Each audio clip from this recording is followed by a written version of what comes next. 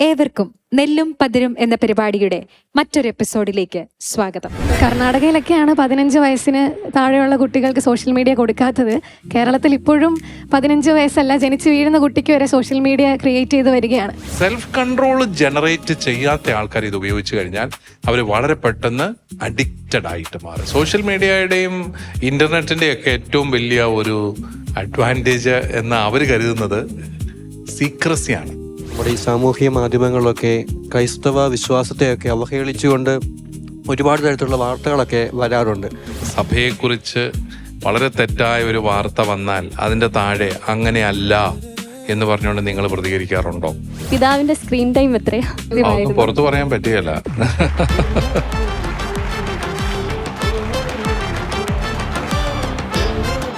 ഇന്ന് ഏറ്റവും റെലവൻ്റ് ആയിട്ടുള്ള ഒരു ടോപ്പിക്കാണ് ഡിസ്കഷനിൽ വന്നിരിക്കുന്നത്, സോഷ്യൽ മീഡിയ. ഇന്ന് നമ്മുടെ സംശയങ്ങൾക്ക് ഉത്തരം നൽകുവാനായി ഇവിടെ എത്തിച്ചേർന്നിരിക്കുന്നത് ഇന്നത്തെ കാലഘട്ടത്തിന്റെ തന്നെ പിതാവാണ്, ചങ്ങനാശ്ശേരി അതിരൂപത മെത്രാപ്പൊലീത്ത അഭിവന്ദ്യ മാർ തോമസ് തറയിൽ പിതാവ്. പിതാവിനെ ഏറെ സ്നേഹത്തോടെ നെല്ലും പതിരും എന്ന ഈ പ്രോഗ്രാമിലേക്ക് സ്വാഗതം ചെയ്യുന്നു.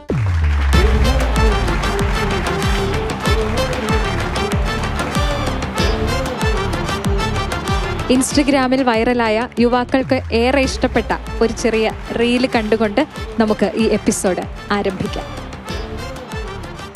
യുവജനങ്ങളെക്കുറിച്ച് പൊതുവെ പറയുമ്പം പേരൻസിനും പൊതുവെ കുറച്ച് പ്രായമുള്ളവർക്കൊക്കെ ഉള്ളൊരു മോശം അഭിപ്രായമാണ് ഞങ്ങളെപ്പോഴും ഈ ഇൻസ്റ്റഗ്രാമിലും ഫേസ്ബുക്കൊക്കെ എപ്പോഴും യൂസ് ചെയ്യുന്നു എന്നുള്ളത്. അപ്പം അങ്ങനെ അത് ഉപയോഗിക്കുന്നതിന് എന്തെങ്കിലും തെറ്റുകളോ അതിൻ്റെ ഒരു അതെങ്ങനെ ഉപയോഗിക്കണം? ഇത് ഉപയോഗിക്കുന്നത് മോശമാണെങ്കിൽ ഈ ലോകത്തിലെ ഏറ്റവും മോശം ഒരാൾ ഞാനായിരിക്കും. ഞാനത് ഉപയോഗിക്കുന്നുണ്ട്. ഫേസ്ബുക്ക് ഉപയോഗിക്കുന്നുണ്ട്, ഇൻസ്റ്റയും ഉപയോഗിക്കുന്നുണ്ട്.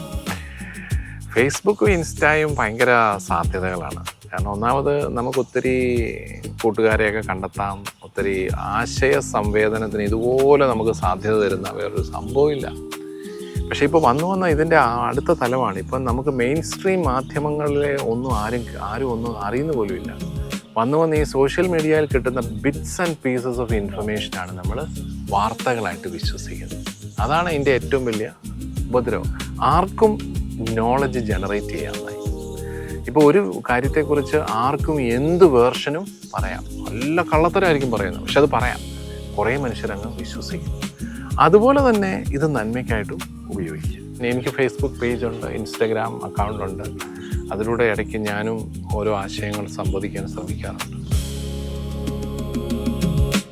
ഈ റീല് കണ്ടുകൊണ്ടിരുന്നപ്പോൾ പലരുടെയും മുഖത്ത് നല്ലൊരു ആശ്വാസം കാണുവാനിടയുണ്ടായി.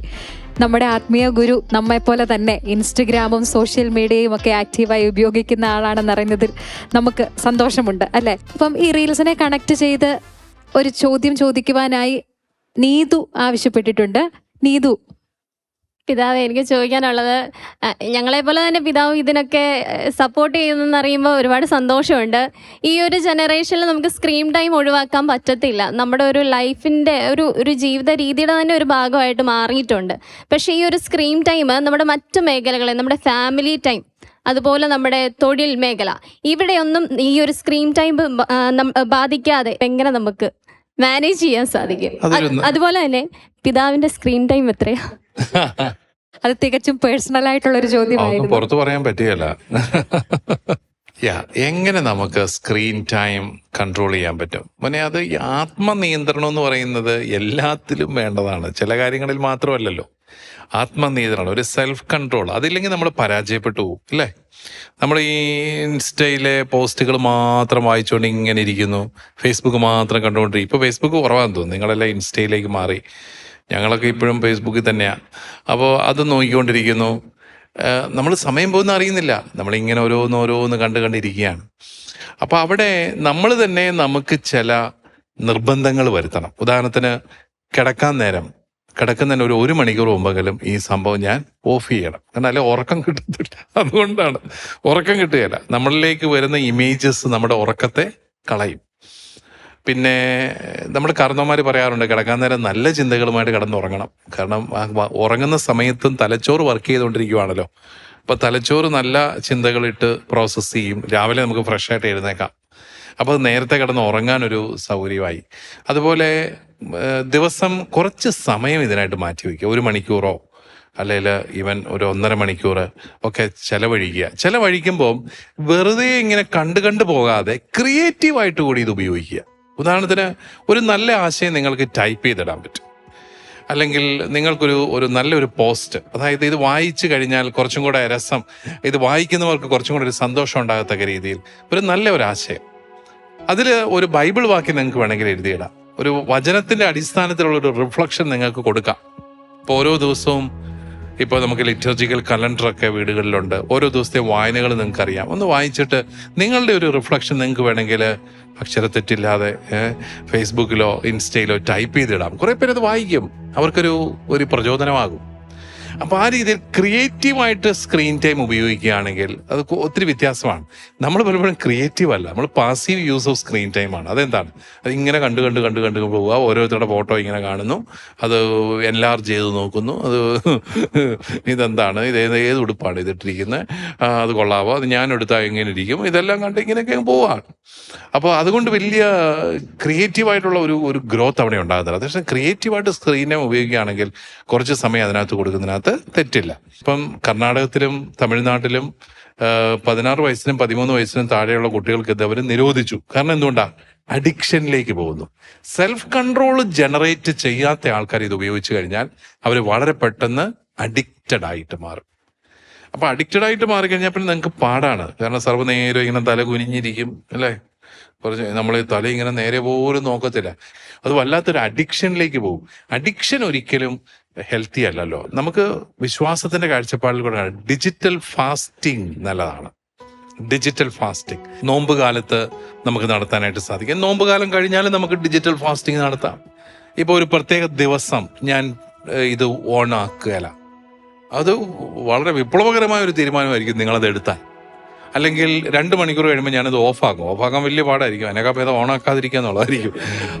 അപ്പോൾ അങ്ങനെ ചില തീരുമാനങ്ങൾ എടുത്ത് മുന്നോട്ട് പോയി കഴിഞ്ഞാൽ അത് നിങ്ങൾക്ക് കൺട്രോൾ ചെയ്യാനായിട്ട് സഹായകരമാണ്. അതുകൊണ്ടാണ് അതിന് ഏറ്റവും നല്ലത്, ഇപ്പോൾ ഇടവക ധ്യാനം നടക്കുന്ന ദിവസങ്ങളിൽ ഞാനിത് ഉപയോഗിക്കുകയല്ല. 3 ദിവസം ഞാൻ ഉപയോഗിക്കാം. അത് വലിയ പാടായിരിക്കും, നിങ്ങൾക്ക് നിങ്ങളോട് തന്നെ മല്ലടിക്കേണ്ടി വരും ഇത്. പക്ഷെ ഒന്ന് ട്രൈ ചെയ്താൽ ചിലപ്പോൾ അതങ്ങ് നടക്കും. അപ്പോൾ അങ്ങനെ നമുക്ക് ചില തീരുമാനങ്ങളെടുത്ത് മുന്നോട്ട് പോയി കഴിഞ്ഞാൽ നമ്മളെ തന്നെ നിയന്ത്രിക്കാനുള്ളൊരു കഴിവ് നമുക്ക് വളർത്തിയെടുക്കാം. നിങ്ങൾക്കറിയാമല്ലോ, ഈ ഇൻസ്റ്റയിലും ഒക്കെ ബിസിനസ് നടത്തുന്ന ചെറുപ്പക്കാരുണ്ട്. അവർ വീട്ടിൽ ഇരുന്നുകൊണ്ട് നല്ല പൈസ ഉണ്ടാക്കുന്നു. അപ്പോൾ പുതിയൊരു ലോകം നമുക്ക് തുറന്നു തരികയാണ്. ഡിജിറ്റൽ മാർക്കറ്റിംഗ്, ഇ കൊമേഴ്സ്, അതിലേക്കൊക്കെ ചെറുപ്പക്കാർക്ക് വരാൻ പറ്റുന്നു. പുതിയ ഓൺട്രപ്രനർഷിപ്പ്, പുതിയ സ്റ്റാർട്ടപ്പുകൾ നമുക്ക് തുടങ്ങാനുള്ള സൗകര്യം, ഒത്തിരി കാര്യങ്ങൾ ഉണ്ട്, ഇതിലൂടെ നമുക്ക് ലഭിക്കുന്നുണ്ട്. അപ്പോൾ അത് ഉപയോഗിക്കാൻ സാധിക്കുക എന്നുള്ളതാണ് ഏറ്റവും പ്രധാനപ്പെട്ട കാര്യം.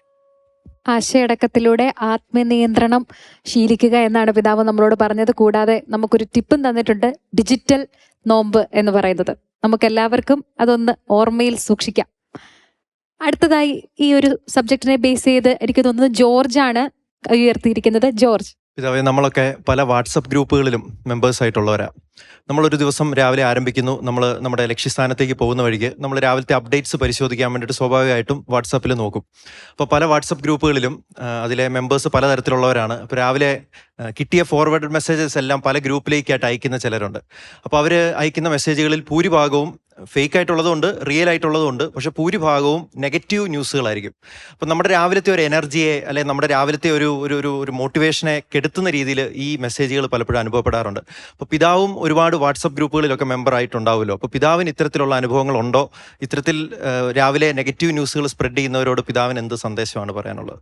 നമുക്ക് ബോധ്യമില്ലാത്ത കാര്യങ്ങൾ ഷെയർ ചെയ്യാതിരിക്കുക വലിയ ഉപകാരം. അത് ഞാൻ എപ്പോഴും ആൾക്കാരോട് പറയാറുണ്ട്, എന്നെക്കുറിച്ച് നിങ്ങൾക്ക് ബോധ്യമുള്ള കാര്യങ്ങൾ നിങ്ങൾ ഷെയർ ചെയ്തു, പക്ഷെ നിങ്ങൾക്ക് അതിൻ്റെ ഫാക്റ്റ് അറിയത്തില്ലെങ്കിൽ നിങ്ങളത് ഷെയർ ചെയ്യരുത്. നിങ്ങളത് വായിച്ചോ, തെറ്റില്ല, പക്ഷെ നിങ്ങൾ ഷെയർ ചെയ്യരുത്. നിങ്ങൾ ഷെയർ ചെയ്യുമ്പോൾ ഈ അസത്യം പ്രചരിപ്പിക്കുന്നതിൽ നിങ്ങൾ കൂടെ പങ്കാളികളാവുകയാണ്. നമുക്കതൊരു പ്രിൻസിപ്പിളായിട്ട് എടുക്കാം, ബോധ്യമുള്ള കാര്യങ്ങൾ. ഇപ്പോൾ ഉദാഹരണത്തിന് ഞാനൊരു പോസിറ്റീവ് തിങ്കിങ് ടിപ്പ് ഞാൻ കണ്ടു, എനിക്ക് ബോധ്യപ്പെട്ടു, കൊള്ളാം, തിരക്കേടില്ല, എന്നാൽ എനിക്കിത് ഷെയർ ചെയ്യാം. കാരണം ഇത് വായിക്കുന്ന 10 പേരും കൂടെ ചില ഹാപ്പി ആയിട്ടിരുന്നോട്ടെ. ബോധ്യമില്ലേ, നമ്മളത് ചെയ്യരുത്. അടുത്തതായി റിയൽ ചോദിച്ചോളൂ. പിതാവെ, നമ്മളിപ്പോൾ ജീവിക്കുന്നത് ഏറ്റവും പുതിയ ആർട്ടിഫിഷ്യൽ ഇൻ്റലിജൻസിൻ്റെ ലോകത്താണെന്ന് ഇപ്പോൾ പിതാവ് തന്നെ പറയുകയുണ്ടായി. ഒത്തിരി പേരുടെ നാച്ചുറൽ ഇന്റലിജൻസ് തീരെ കളയരുത്. അപ്പോൾ നമ്മൾ തന്നെ ഇപ്പോൾ ഒത്തിരി പേരുടെ ജോലിയൊക്കെ നഷ്ടപ്പെടുന്ന അവസരങ്ങളൊക്കെ ഉണ്ടാകാറുണ്ട്.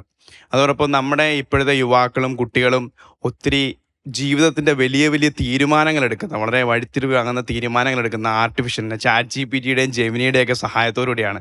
ഇപ്പോൾ തന്നെ എൻ്റെ ഒരു 8ാം ക്ലാസ്സിൽ പഠിക്കുന്ന അനിയൻ അവനൊരു പെൺകുട്ടിയെ പ്രപ്പോസ് ചെയ്യാൻ വേണ്ടി ChatGPTയോട് ചോദിച്ച് പ്രപ്പോസ് ചെയ്യുന്ന ഒരവസ്ഥ ഞാൻ കാണുകയുണ്ടായി. അപ്പോൾ എൻ്റെ മാതാപിതാക്കളും അച്ഛന്മാരും ഒക്കെ എന്നെ പഠിപ്പിച്ചേക്കുന്നത് ഈ ഇങ്ങനത്തെ സംശയമാണ്, ജീവിതത്തിൻ്റെ വലിയ വലിയ തീരുമാനങ്ങൾ എടുക്കാത്ത കർത്താവിനോട് പ്രാർത്ഥിക്കുക, കർത്താവ് നിനക്ക് വഴി തെളിച്ചു തരുമെന്നാണ് പഠിപ്പിച്ചേക്കുന്നത്.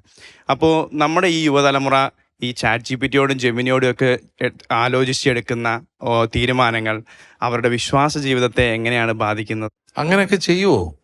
ChatGPTയോട് ചോദിച്ച് എൻ്റെ ഭാവി വധു ആരായിരിക്കും, എങ്ങനെയാണ് ഞാൻ പ്രപ്പോസ് ചെയ്യേണ്ടത്, കൂടുതൽ സ്റ്റാറ്റിസ്റ്റിക്കൽ ആയിട്ടുള്ള ഉത്തരങ്ങൾ തരും.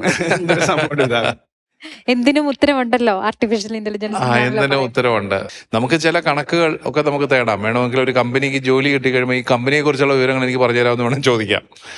അതല്ലാതെ എൻ്റെ ജീവിതത്തിലെ ഡിസൈസീവായിട്ടുള്ള മൊമെന്റ്സിൽ ആർട്ടിഫിഷ്യൽ ഇൻ്റലിജൻസിൻ്റെ പിന്നാലെ പോയാൽ അതൊക്കെ മണ്ടത്തരം നല്ലത്. അത് ഈ നാച്ചുറൽ ഇൻ്റലിജൻസ് ഇല്ലാത്തവരായിരിക്കും അതിൻ്റെ പിന്നാലെ പോകുന്നതെന്നാണ് എനിക്ക് തോന്നുന്നത്. അത് വിശ്വാസ ജീവിതത്തെ ബാധിക്കുന്നു എന്നുള്ളതിനേക്കാളും അത് മഹാമണ്ടത്തരാണത്. അത് നാച്ചുറൽ ഒരു വാല്യൂ പോലും ഇല്ലാത്ത ഒരു കാര്യമായിട്ട് മാറുകയാണ്. നമ്മുടെ ഡിസിഷൻസ് എപ്പോഴും നമ്മുടെ വാല്യൂസിനെ ആശ്രയിച്ചായിരിക്കണം. വാല്യൂസിനെ മുൻനിർത്തിയുള്ള തീരുമാനങ്ങളെ നമ്മളെ നിലനിൽക്കാൻ സഹായിക്കത്തുള്ളൂ. നമ്മുടെ നീഡ്സിനെ ആശ്രയിച്ചുള്ള തീരുമാനങ്ങളുണ്ട്, വൈകാരികമായ ആവശ്യങ്ങൾ. അതിനെ ബേസ് ചെയ്ത് നമ്മൾ തീരുമാനമെടുത്താൽ ഒരിക്കലും അത് ലോങ് സ്റ്റാൻഡിങ് അല്ല, വാല്യൂസാണ്. ഇപ്പോൾ ഉദാഹരണത്തിന് ഞാൻ കല്യാണം കഴിച്ചു, എൻ്റെ ഭാര്യയോട് അല്ലെ ഭർത്താവിനോടുള്ളൊരു വിശ്വസ്തത വാല്യൂ ആണ്. അതിൻ്റെ അടിസ്ഥാനത്തിലുള്ള തീരുമാനമാണ് ഞാൻ ഭാവിയിൽ എടുക്കേണ്ടത്. അല്ലാതെ എനിക്ക് ലൈംഗികമായ ഒരു താല്പര്യം ഉണ്ടായി എന്ന് പറഞ്ഞാൽ അതിൻ്റെ അടിസ്ഥാനത്തിലുള്ള തീരുമാനമല്ല. അത് നീഡ്സിൻ്റെ അടിസ്ഥാനത്തിലെടുക്കുന്ന തീരുമാനങ്ങൾ നമ്മളെ ഒരിക്കലും നിലനിൽക്കാനായിട്ട് സഹായിക്കുകയല്ല. നമ്മുടെ മൂല്യങ്ങളെയാണ്, ആ മൂല്യങ്ങളാണ് നമുക്ക് വിശ്വാസത്തിൽ നിന്ന് കിട്ടുന്നത്. അപ്പോൾ വിശ്വാസം നമ്മളെ നല്ല തീരുമാനങ്ങൾ എടുക്കാൻ സഹായിക്കുന്നു, നിലനിൽക്കുന്ന തീരുമാനങ്ങൾ എടുക്കാനായിട്ട് സഹായിക്കുന്നു എന്നുള്ളതാണ് വാസ്തവം. അതിന് വിശ്വാസം വേണം, പിന്നെ സ്വാഭാവികമായ ബുദ്ധി നമ്മൾ ഉപയോഗിക്കണം. ആസ്റ്റിൻ ആണ് ചോദിക്കാനുള്ളത്. ആസ്റ്റിൻ ചോദിച്ചോളൂ. പിതാവ്, ഇപ്പം സോഷ്യൽ മീഡിയയിൽ ഒരു വിഭാഗം ആൾക്കാർ വലിയ സന്തോഷം കണ്ടെത്തുന്ന ഒരു കാര്യമാണ് മറ്റുള്ള ആൾക്കാരെ എയറിൽ കയറ്റുക, ഈ ഡിജിറ്റൽ ഗുണ്ടായിസം കാണിക്കുക. ഇവരൊക്കെ ഫേക്ക് അക്കൗണ്ടുകളിലൂടെയൊക്കെ ഒരുപാട് കമൻ്റ് ഇടും, മറ്റുള്ള ആൾക്കാരെ വ്യക്തിഹത്യ ചെയ്യും, അവരെ തേജോവധം ചെയ്യും. ഇപ്പോൾ സൈക്കോളജിസ്റ്റുകൾ പറയുന്നത് ഇത്തരത്തിലുള്ള ആൾക്കാർക്കുള്ള ഒരു മാനസികാവസ്ഥ എന്ന് പറയുന്നത് ഈ ആൾക്കൂട്ട കൊലപാതകം നടത്തുന്ന ആളുകളുടെ അതേ മനോഭാവമാണ് ഇവർക്കുള്ളതെന്നാണ്. അപ്പോൾ സോഷ്യൽ മീഡിയയിലാണ് ഫേക്ക് അക്കൗണ്ടിലൂടെയൊക്കെ കമൻറ്റ് ചെയ്യുമ്പോൾ ആരും അറിയില്ല, സേഫായിട്ടിരിക്കുക എന്നുള്ളൊരു ചിന്ത. അപ്പോൾ ഈ സോഷ്യൽ മീഡിയ പ്ലാറ്റ്ഫോമുകൾ അവർക്ക് ഇത്തരത്തിലുള്ളൊരു സാമൂഹിക വൈകല്യങ്ങൾ വളർത്തിയെടുക്കാനുള്ളൊരു ഈസി ആയിട്ടുള്ളൊരു പ്ലാറ്റ്ഫോം ഒരുക്കി കൊടുക്കുകയല്ലേ ചെയ്യുന്നത്? തീർച്ചയായിട്ടും. സോഷ്യൽ മീഡിയയുടെയും ഇൻ്റർനെറ്റിൻ്റെയും ഒക്കെ ഏറ്റവും വലിയ ഒരു അഡ്വാൻറ്റേജ് എന്ന് അവർ കരുതുന്നത് സീക്രസിയാണ്. സീക്രട്ട് ആരും അറിയുന്നില്ല എന്നാണ് അവരുടെ ചിന്ത. പക്ഷെ അത് ശരിയല്ല. ഡിജിറ്റലായിട്ടുള്ള നമ്മുടെ ഓരോ ആക്ടിവിറ്റിയും ട്രേസ് ചെയ്യാൻ സാധിക്കും എന്നുള്ളതാണ് വാസ്തവം. പക്ഷേ അവരുടെ ചിന്ത ഇത് ആരും അറിയുന്നില്ല, സീക്രട്ടാണ്, സീക്രട്സ് വേൾഡാണ്. അതാണ് അതിൻ്റെ ഒരു ആവേശത്തിൻ്റെ ഒരു കാരണം. ഇതാരും അറിയുന്നില്ല, ഞാനും എൻ്റെ ഈ കമ്പ്യൂട്ടറും മാത്രം എന്ന് പറഞ്ഞ് അങ്ങ് ഇരിക്കുകയാണ്. അതുകൊണ്ടല്ലേ അത് തുറന്നിരുന്നാൽ പിന്നെ വേറെ ഒന്നും വേണ്ട, ഭക്ഷണവും വേണ്ട, ഉറക്കവും വേണ്ട, ഒന്നും വേണ്ട. കാരണം അത്രയും അങ്ങ് അഡിക്റ്റ് ആയി പോകുന്നതിൻ്റെ കാരണം ഈ സീക്രസിയാണ്. അപ്പോൾ അത് അങ്ങനെ മറിഞ്ഞിരുന്നുകൊണ്ട് കല്ലെറിയുക ഭയങ്കര ഇഷ്ടമുള്ള കാര്യമാണ് നമുക്ക്. ഭയങ്കര വൈകാരികമായ ഒരു സുഖം തരുന്ന ഒരു കാര്യമാണ്. അല്ലെങ്കിൽ നമുക്കറിയാം, ആൾക്കൂട്ടത്തിന് വലിയ സുഖം കൊടുക്കുന്ന ഒരു കാര്യമാണ് കല്ലെറിയുക, നശിപ്പിക്കുക. പണ്ട് എനിക്ക് തോന്നുന്നു ചില വിദ്യാർത്ഥി സംഘടനകൾ വിദ്യാർത്ഥികളെ കൂട്ടിക്കൊണ്ടിരുന്നത് നമുക്ക് രാവിലെ ട്രാൻസ്പോർട്ട് ബസ്സിനിട്ട് കല്ലെറിയാം. കാരണം അത് ഭയങ്കര ആവേശമായിരുന്നു. നിങ്ങളുടെയൊക്കെ ചെറുപ്പത്തിൽ അത് ഓർക്കുന്നുണ്ടോ? ഞങ്ങളുടെയൊക്കെ ചെറുപ്പത്തിൽ അതുണ്ട്. ട്രാൻസ്പോർട്ട് ബസ്സിന് കല്ലെറിയുക, ബസ് തകർക്കുക, എന്നിട്ടത് ഭയങ്കര ആവേശമാണ്. അപ്പോൾ ആർക്കിട്ടെങ്കിലും എറിഞ്ഞു കഴിയുമ്പോൾ ഒരു ആവേശം കിട്ടും.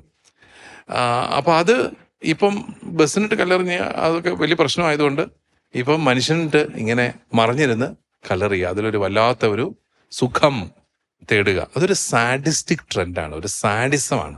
മറ്റുള്ളവൻ്റെ വേദന കണ്ട് എൻജോയ് ചെയ്യുന്ന ഒരു പ്രവണത. അങ്ങനെയുള്ള ധാരാളം പേരുണ്ട്. അവരത് തുടർന്നുകൊണ്ടേയിരിക്കും. അവരെ നിയന്ത്രിക്കാനൊന്നും പറ്റിയല്ല. ഒരു ഡിജിറ്റൽ സംസ്കാരം നമുക്കുണ്ടായിരിക്കണം എന്നാണ് ഏതു തരത്തിലുള്ള സംസ്കാരം എന്നുള്ളതാണ്. വളരെ മൂല്യാധിഷ്ഠിതമായ ഒരു ഡിജിറ്റൽ സംസ്കാരം ഉണ്ടെങ്കിലേ അത് നമ്മൾ വളർത്തിയെടുക്കുക എന്നുള്ളത് മാത്രമേ നമുക്ക് ചെയ്യാനുള്ളൂ. വേറെ കുറച്ച് പേരൊന്നും ഇല്ലാത്തവരെപ്പോഴും കാണും. തിന്മയുണ്ടല്ലോ ലോകത്തെ. അടുത്ത ഒരു ഇൻട്രസ്റ്റിംഗ് ചോദ്യവുമായി ആരാണ് വരുന്നത്? എലിസബത്ത്, ചോദിച്ചോളൂ. കർണാടകയിലൊക്കെയാണ് 15 വയസ്സിന് താഴെയുള്ള കുട്ടികൾക്ക് സോഷ്യൽ മീഡിയ കൊടുക്കാത്തത്. കേരളത്തിൽ ഇപ്പോഴും 15 വയസ്സല്ല, ജനിച്ച് വീഴുന്ന കുട്ടിക്ക് വരെ സോഷ്യൽ മീഡിയ ക്രിയേറ്റ് ചെയ്ത് വരികയാണ്. അപ്പോൾ അങ്ങനെയുള്ള കുട്ടികൾ ഇത് ഉപയോഗിക്കുമ്പോൾ അവർ ഈ ഫേക്ക് മൊറാലിറ്റിയിലേക്ക് കൂടുതലായിട്ട് ഇൻഫ്ലുവൻസ് ആയി പോകുന്നത് പോലെ കാണുന്നുണ്ട്. അപ്പം അതിനൊരു ഉദാഹരണം പറയുകയാണെങ്കിൽ സെൽഫ് ലവ് വേണ്ടതാണ്, പക്ഷെ അത് ഭയങ്കരമായിട്ട് വേറൊരു രീതിയിലേക്ക് എത്തിക്കുകയാണ്. കാരണം ഞാൻ ഒരാളെ ഹെൽപ്പ് ചെയ്യേണ്ട കാര്യമില്ല, എനിക്ക് അവർ ഉപകാരം ചെയ്യുന്നുണ്ടെങ്കിൽ ഞാൻ അവർക്ക് ഉപകാരം ചെയ്താൽ മതി എന്ന് സോഷ്യൽ മീഡിയ നമ്മളെ പറഞ്ഞ് പഠിപ്പിക്കുകയാണ്. ഇങ്ങനെയുള്ളൊരു ഫേക്ക് മൊറാലിറ്റി ക്രിയേറ്റ് ചെയ്യപ്പെടുന്നതിനെക്കുറിച്ച് പിതാവിൻ്റെ കാഴ്ചപ്പാട് എന്താണ്? എലിസബത്ത് പറഞ്ഞത് സെൽഫ് ലവ് അല്ല, സെൽഫിഷ്നെസ് ആണ്. യെസ്. ഈ ലവും സെൽഫിഷ്നെസ്സും കൂടെ ഒരുമിച്ച് പോവുകയല്ല. ശരിക്കും കെയർ ഫോർ സെൽഫ് വേണ്ടതാണ് നമുക്ക്. We should care for our cells. അതിന് മലയാളത്തിൽ പറയുന്നത് സ്വാത്മസ്നേഹം എന്നാണ്. ചിലതൊക്കെ സ്വാർത്ഥ സ്നേഹം എന്ന് പറയാണ്ട്, അത് ശരിയല്ല. കാരണം സ്വാർത്ഥതയും സ്നേഹവും കൂടെ ഒരുമിച്ച് പോകുകയല്ല. സ്വാത്മസ്നേഹം വേണം. നിന്നെപ്പോലെ നിന്റെ അയൽക്കാരനെയും സ്നേഹിക്കുക. നീ നിന്നെ തന്നെ സ്നേഹിക്കണം എന്ന് പറഞ്ഞാൽ നീ നിന്നോട് തന്നെ കരുണയായിരിക്കുക. നീ നിന്നെ തന്നെ കണ്ടമാനം കുറ്റപ്പെടുത്താതിരിക്കുക. നിന്നോട് തന്നെ കണ്ടമാനം നീ ഡിമാൻഡിങ് ആകാതിരിക്കുക. നീ മറ്റുള്ളവർക്ക് കൊടുക്കുന്ന ഒരു സാവകാശവും കെയറും നീ നിനക്ക് തന്നെ കൊടുക്കുക. നമ്മൾ പലപ്പോഴും ഉണ്ടല്ലോ, നമ്മളോട് ഭയങ്കര ഡിമാൻഡിങ്ങാ. ഭയങ്കര ഈ പെർഫെക്ഷനിസ്റ്റുകളൊക്കെ കാണും നമ്മുടെ കൂട്ടത്തിൽ. ഭയങ്കരമായിട്ട് നമ്മളെ തന്നെ പീഡിപ്പിക്കും. അത് പാടില്ല. അതിനുള്ള ഒരു പരിഹാരമാണ് സ്വാത്മസ്നേഹം, സെൽഫ് കെയർ എന്ന് പറയും. ഇപ്പോൾ മീഡിയ കയ്യിലുള്ളവർക്ക് എങ്ങനെയും ഇതിനെ ഇൻഫ്ലുവൻസ് ചെയ്യാം. അപ്പോൾ ഇത് വലിയൊരു സാധ്യത എന്ന് പറയുന്നത് നമ്മുടെ ബ്രെയിൻ വാഷ് ചെയ്യാനുള്ള ഒരു സാധ്യത. അത് ഈ സോഷ്യൽ മീഡിയയ്ക്കുണ്ട്. എത്ര തെറ്റായിട്ടുള്ള കാര്യവും ആവർത്തിച്ച് പറഞ്ഞ് അത് ശരിയാക്കുക. അത് ഒരു പുതിയൊരു നാരറ്റീവ് തന്നെ ഉണ്ടാക്കിയെടുക്കുക. അതിനൊക്കെയുള്ള സാധ്യതകളുണ്ട്. പക്ഷേ നമ്മൾ ശരിയായ ഒരു മോറൽ ട്രെയിനിങ് നമ്മുടെ സഭയിലൂടെയും വിശ്വാസ പരിശീലനത്തിലൂടെയൊക്കെ ആർജിച്ചെടുത്താൽ ഇത് തെറ്റാണെന്നെങ്കിലും നമുക്ക് മനസ്സിലാവും. അപ്പം അത് അവിടെയാണ് വിശ്വാസ പരിശീലനത്തിൻ്റെയൊക്കെ പ്രാധാന്യം. അത് പക്ഷേ ഇപ്പോഴത്തെ ന്യൂജൻ പേരൻസ് വേണ്ട രീതിയിൽ മനസ്സിലാക്കുന്നുണ്ടോ എന്ന് എനിക്ക് സംശയമുണ്ട്. അവിടെയാണ് നമ്മുടെ പ്രോഗ്രാമിന്റെ പേരിന്റെ പ്രസക്തിയും, നെല്ലും പതിരും.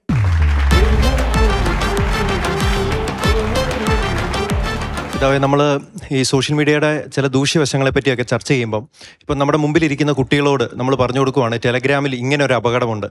അപ്പം സ്വാഭാവികമായിട്ടും നമ്മൾ അവരെ അപകടത്തിൽ പെടരുത് എന്ന ഉദ്ദേശത്തിലായിരിക്കും പറഞ്ഞു കൊടുക്കുന്നത്.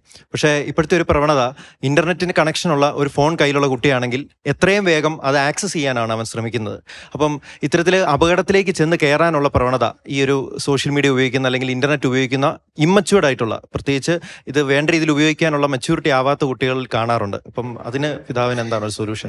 ഞാൻ നേരത്തെ പറഞ്ഞല്ലോ, നമുക്ക് ഈ സെൽഫ് ഡിഫീറ്റിംഗ് ടെൻഡൻസീസ് ഉണ്ട് നമ്മളിൽ. സെൽഫ് ഡിഫീറ്റിംഗ് ടെൻഡൻസീസ് നമ്മളെല്ലാവരിലും അതുണ്ട്. അവിടെയും നമ്മുടെ ദൗത്യം കുറച്ചുകൂടെ കോംപ്ലക്സ് ആയിട്ട് മാറുകയാണ്. എന്താണത്? നല്ല ക്യാരക്ടർ ഫോർമേഷൻ, മെച്യൂരിറ്റിയിലേക്ക് കുട്ടികളെ വളർത്തുക, നല്ല ബോധ്യങ്ങൾ കൊടുക്കുക, വിശ്വാസത്തിന് പ്രാധാന്യം കൊടുക്കാനായിട്ട് നിരന്തരമായിട്ട് നമ്മളവരെ ചില കാര്യങ്ങൾ പറഞ്ഞ് പഠിപ്പിക്കുക. അതിലൂടെ അവർ ആ പാപ വഴികളിലേക്ക് പോകാതിരിക്കും. അത് നമുക്ക് ശക്തിപ്പെടുത്തിയെടുക്കുക എന്നുള്ളതാണ് ഏറ്റവും പ്രധാനം. പിതാവ്, എനിക്ക് മെയിനായിട്ട് ചോദിക്കാനുള്ളത് ഈ ആവിഷ്കാര സ്വാതന്ത്ര്യവും ഈ മീഡിയ തമ്മിലുള്ളൊരു ബന്ധമാണ്. അതായത് മീഡിയയിൽ വരുന്ന എല്ലാം ഇതിൻ്റെ ക്രിയേറ്റ് ചെയ്യുന്ന ആൾക്കാർ പറയുന്നത് അതെൻ്റെ ആവിഷ്കാര സ്വാതന്ത്ര്യമല്ലേ എനിക്കത് ഉണ്ടാക്കാൻ സാധിക്കുന്നത്, നിങ്ങൾ വ്യാഖ്യാനിച്ചെടുക്കുന്നതാണ് തെറ്റ് എന്നാണ് ഇവർ പറയപ്പെടുന്നത്. അത് ആക്ച്വലി അത് ആവിഷ്കാര സ്വാതന്ത്ര്യം ആണെന്ന് തന്നെ നമുക്ക് വിശ്വസിക്കാവോ? അവരുടെ മീഡിയയുടെ ധാർമ്മികതയിൽ വിശ്വസിക്കുന്നവരെ സംബന്ധിച്ചിടത്തോളം എന്തും ആവിഷ്കരിക്കാൻ സാധിക്കുകയില്ല. കാരണം സമൂഹത്തിൻ്റെ വളർച്ചയും സമൂഹത്തിൻ്റെ നന്മയും ലക്ഷ്യമാക്കിയുള്ള ക്രിയേഷൻസ് ആണ് നടത്തേണ്ടത്. സമൂഹത്തെ നശിപ്പിക്കുന്ന ക്രിയേഷൻസ് നടത്താൻ പാടില്ല. ചിലരെ സംബന്ധിച്ചിടത്തോളം അങ്ങനത്തെ ധാർമ്മികതയ്ക്കൊന്നും ഒരു പ്രാധാന്യവും ഇല്ല. ഇപ്പോൾ അനാർക്കിസം ഉണ്ട്. അനാർക്കിസം എന്ന് പറഞ്ഞു കഴിഞ്ഞാൽ എന്താണ്? എല്ലാത്തിനെയും അസ്ഥിരമാക്കുന്ന ഒരു പ്രവണത. അവരെ സംബന്ധിച്ചിടത്തോളം അവർ ഈശോ മിശിഹായെ വേണ്ടാദിനം കാട്ടി അവർ ചിത്രീകരിക്കും. എന്നിട്ട് ആവിഷ്കാര സ്വാതന്ത്ര്യം എന്ന് പറയും. കാരണം നമ്മളാരും അവരെ തല്ലുകയെന്ന് അവർക്കറിയാം. തല്ലുകൊള്ളുന്ന ഇടപാടിനൊന്നും അവരോട്ട് പോകത്തുമില്ല.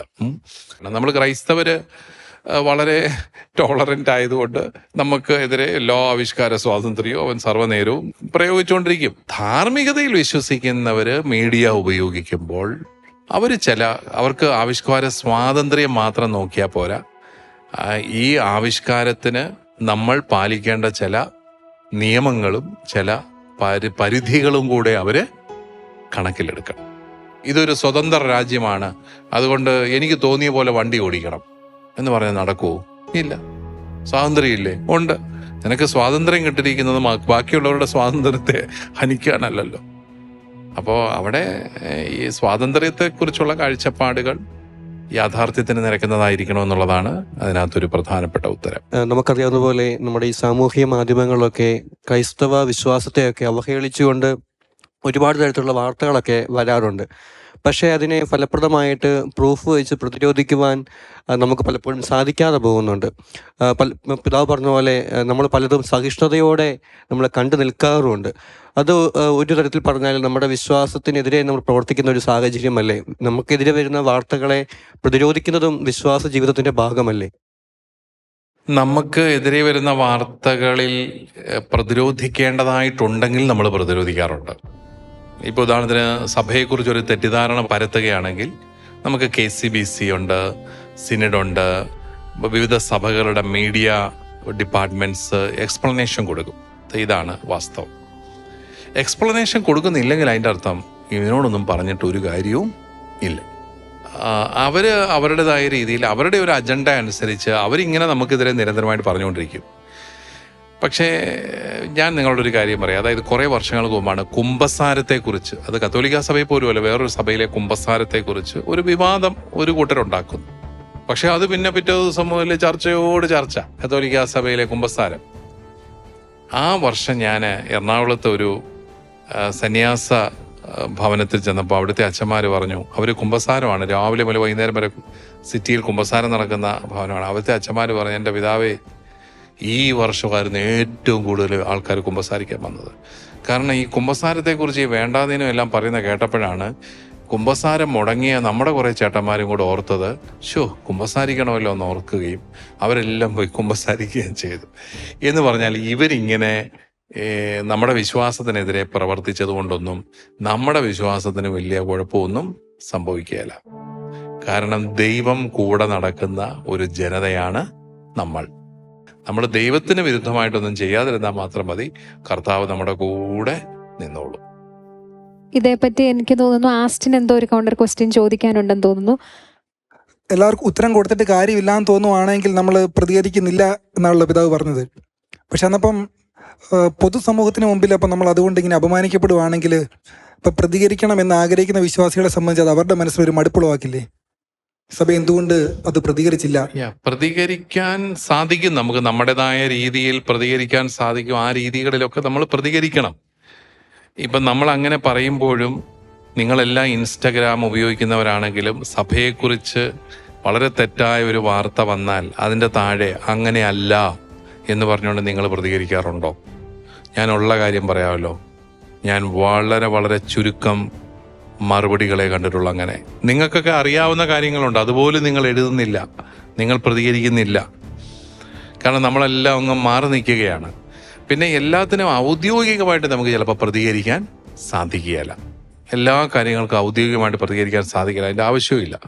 പക്ഷെ പ്രതികരിക്കണം എന്ന ഒരു ബോധ്യം ഉണ്ടാകുമ്പോൾ നമ്മൾ ചർച്ച ചെയ്യുകയും ആവശ്യമായ പ്രതികരണങ്ങൾ നടത്തുകയും ഒക്കെ ചെയ്യുന്നുണ്ട്. പക്ഷെ എന്ത് പറഞ്ഞാലും ചിലരിങ്ങനെ നമ്മളെക്കുറിച്ച് വേണ്ടാത്ത കാര്യങ്ങൾ തന്നെ പറഞ്ഞുകൊണ്ടിരിക്കും. അതിനെല്ലാം പുറകെ നമ്മൾ അതിനെല്ലാം മറുപടി പറയാൻ തുടങ്ങി അവർ കുറച്ചുകൂടെ പ്രശസ്തരാകുമെന്ന് മാത്രമേ ഉള്ളൂ. അതിൻ്റെ വഴിക്ക് അങ്ങ് വിട്ടേക്കാമെങ്കിൽ നമുക്ക് സ്വസ്ഥതയുണ്ട്, സമാധാനമുണ്ട്.